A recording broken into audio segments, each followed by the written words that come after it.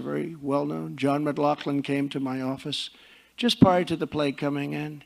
He said, "Sir, if George Washington and Abraham Lincoln came alive from the dead and they formed a president, vice president team, you would beat them by 40%. What's up, everybody? Major Retired Richard Ojeda here, and Donald Trump was invited to speak at a Hispanic leadership conference today in Miami, Florida.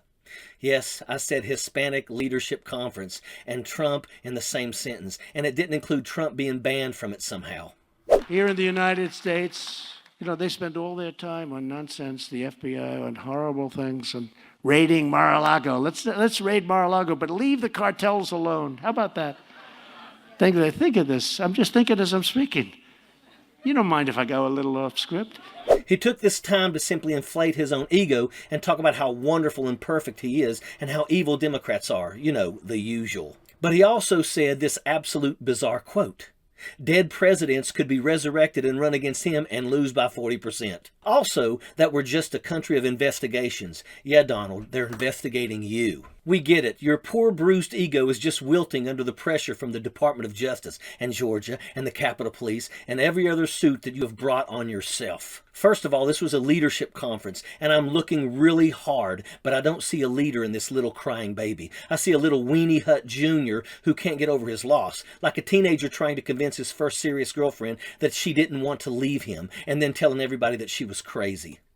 They raided Mar-a-Lago, but the cartels, they have their own Mar-a-Lagos, and those are fine. Leave them alone. Let them continue to destroy our country. Think how sick it is. Think how sick it is what's happening in this country. Second, what in the whole hell is he doing speaking at a Hispanic conference when people of Latin descent are his favorite target? He loves to talk all kinds of crap about people from Spanish-speaking countries. It's one of his favorite pastimes. And he got invited to this, to give a speech on how much better he was for the communities. I'm looking for that irony bus here. It's got to be around there somewhere because this man is so vocal about his hatred for Hispanic people. He says everyone seeking asylum is rapists and murderers. I hate to assume that there are people in that room who legally came here and are siding with this crap. But there it is, the world's greatest con man, and he's crying on stage, absolutely melting orange paint all over the podium. People say, gee, we remember. It's terrible, but these cartels, nothing's happening to them, but they go after politicians. They go after people that are fighting like hell on the vote.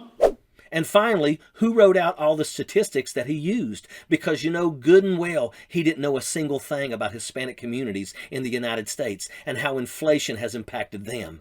When has he ever cared? Not once. This is the guy that tossed out paper towels after a hurricane, like it was a club event. This man has zero empathy for Hispanic communities and won't ever do a single thing to relate to them or help them. He just thinks that makes him look good. Sorry, not sorry, but nothing makes this tangerine goblin look good. And that's a fact. Sappers clear the way, airborne all the way.